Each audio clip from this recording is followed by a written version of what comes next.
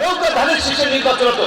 এইবার ব্যালটে নৌকা নাই, ধানের শীষ নাই, যা কি হচ্ছে নৌকা এবং ধানের শীষের প্রতিনিধি। অনুরোধ থাকবে যে এলাকার সন্তান হিসেবে যে এই স্বপ্ন বাস্তবায়ন করার জন্য, এলাকার উন্নয়ন করার জন্য আজকে সারা বাংলাদেশে নির্বাচন করার সুযোগ পেলেন।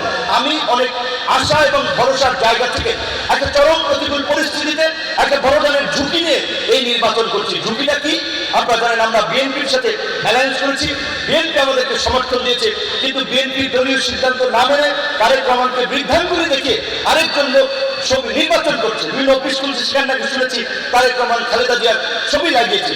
এইটা বিএনপির নেতৃবৃন্দ তারা এটা ভেবে দেখবে যে তারা কিভাবে সেটা প্রতিরোধ করবে, কারণ দল থেকে বহিষ্কৃত পথ নাই নাই, সে তো দলের পরিচয় ব্যবহার করতে পারে না। বিএনপি তো অফিসিয়ালি গণ অধিকার পরিষদকে আমাদেরকেই আসলে সমর্থন দিয়েছে।